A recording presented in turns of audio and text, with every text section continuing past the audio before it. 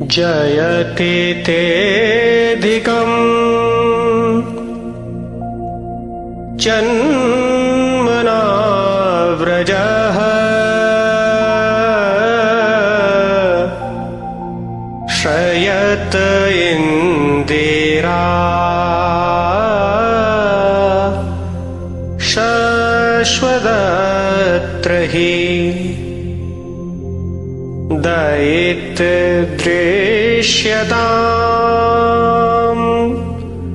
दीक्षुतावका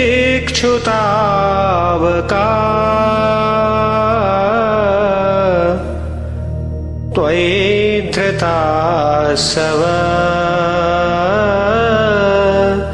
त्वां विचिन्वते।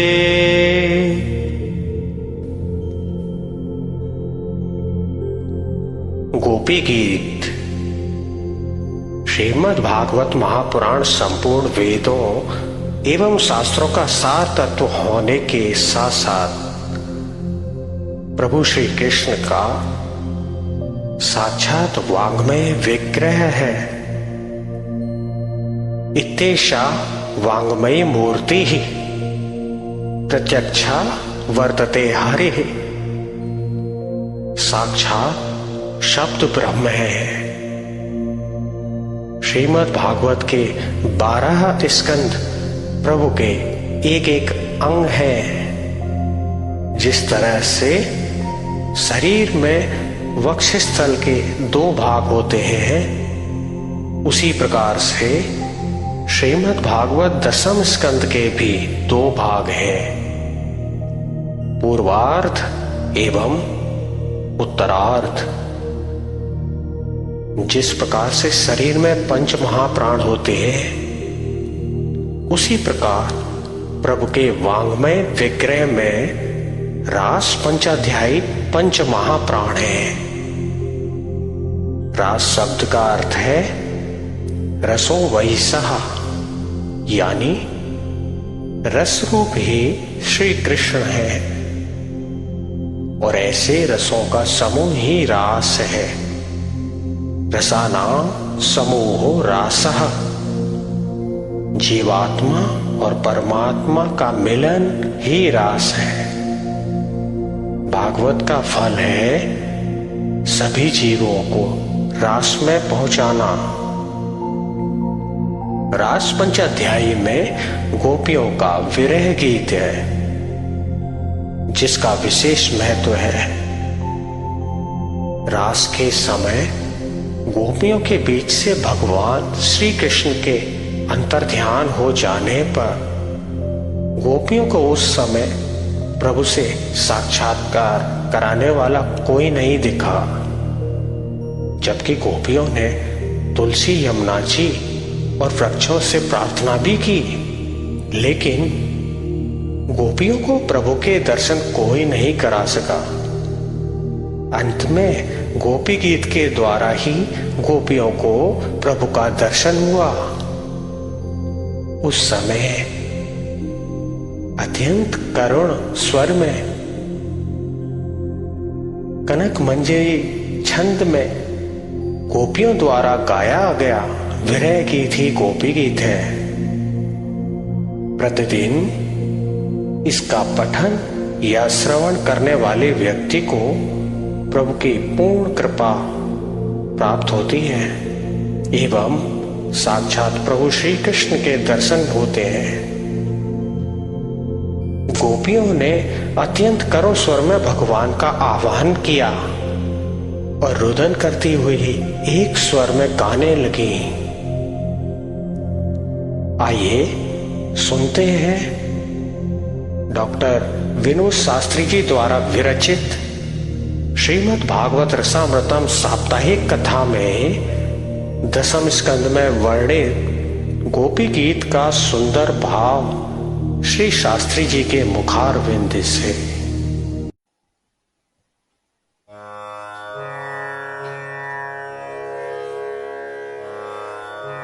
जयति तेऽधिकम् जन्मना व्रज श्रयत इंदिरा शाश्वतत्रयी दयित दृश्यता दीक्षुतावका स्वैधिता सव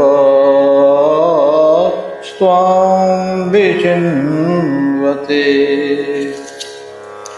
गोपियाँ भगवान श्री कृष्ण के विरह में भगवान को प्राप्त करने के लिए व्याकुल अवस्था में इस गीत को गा रही हैं।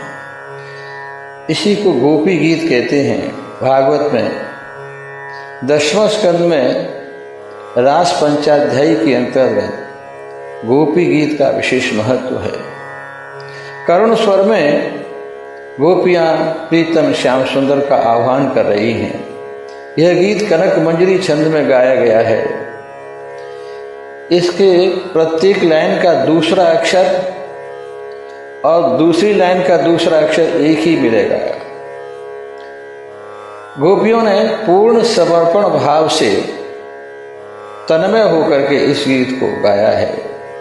जब तक जीव भगवान को प्राप्त करने की आतुरता नहीं बढ़ती है, तब तक भगवान जीवन में नहीं आते हैं।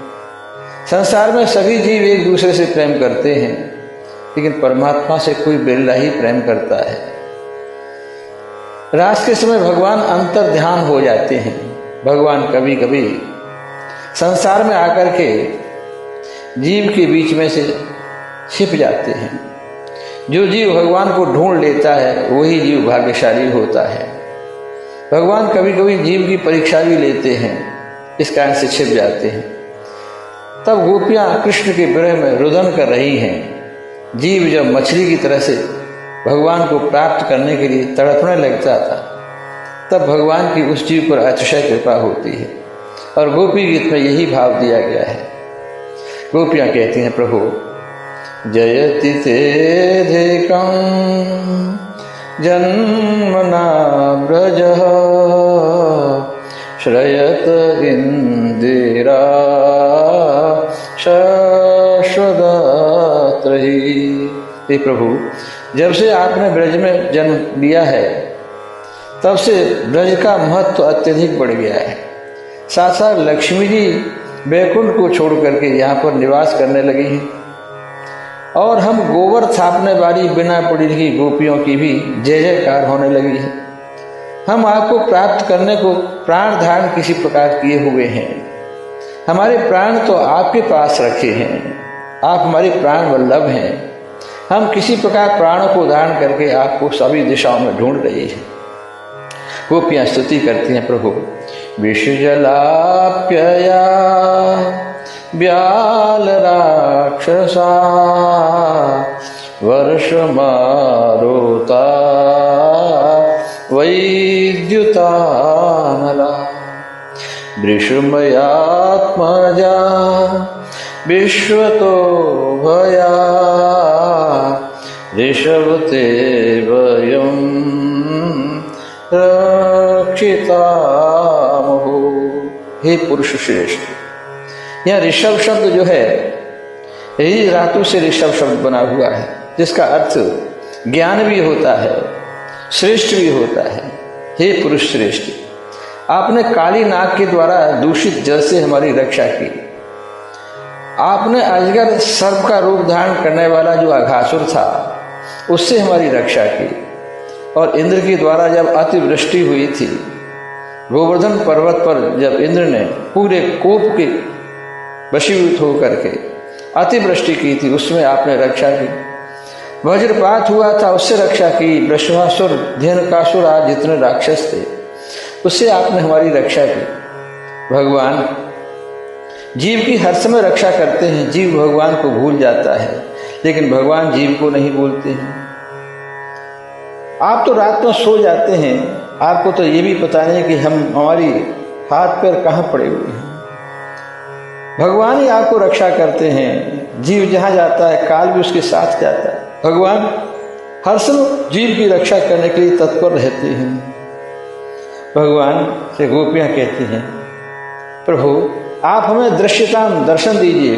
दृश्यताम का अर्थ हुआ प्रत्यक्षी हुईताम, आप हमें दर्शन। 6 याचना की है, आप हमें दर्शन दें, अपना मुखारविंद दिखाएं। और तीसरी याचना की पर सरोरुहम कांत कामोदम शिरसि देहिन श्रीकरग्रहम् पणपणार्पेतं ते पदाम्बुजं किरणकुचेषु न कृन्द्यचयम्। हे प्रभु, आप अपना कर कमल हमारे सिर पर रखें। भगवान ने कहा, कौन सा कर कमल सिर पर रखें?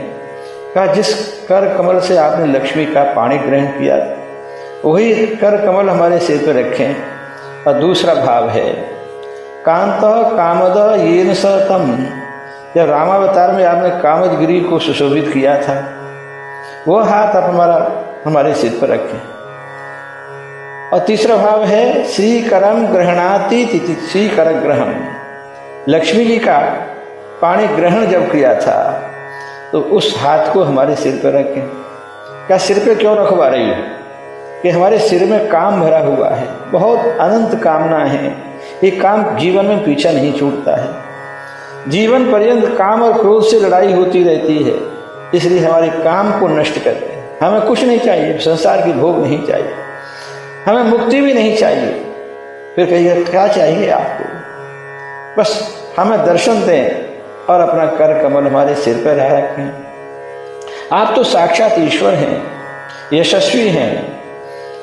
और चौथी याचना की प्रणत देहिनाम पापकर्षणम दृढ़चरानोगम श्रीनिकेतनम फणफणार्पितं ते पदाम्बुजं ऋणकुचेषु न विन्द्यचयम्। भगवान ने कहा, पापकर्षणम, गोपियां कह रही हैं आपके जो चरण कमल हैं वो हमारी छाती पर रखें। भगवान ने कहा, आपकी छाती में तो कठोर है छाती, मेरे चरण कमल तो कोमल हैं। गोपियों ने कहा, नहीं प्रभु, पाप कर्षणम, आपके जो चरण कमल हैं पाप को नष्ट करने वाले हैं। कहा, हमारे जो चरण कमल बहुत कोमल हैं। गोपियों ने कहा, जिस समय आप गाय को चराने जाते हैं उसमें कितनी कठोर पृथ्वी पर आपके पैर रखते हैं, पगडंडियों में आप चलते हैं, तो उनसे कठोर तो हमारा हृदय नहीं है। भगवान ने कहा, मुझे डर लग रहा है, मुझे पाप लगेगा। गोपियों ने कहा, इतिहास बताती हैं कि आपने पूतना की उर पर पैर रखा, अहिल्या के सिर पर रखा था, काली नाग के फण पे पैर रखा था, तब तो आप पाप नहीं लगा था।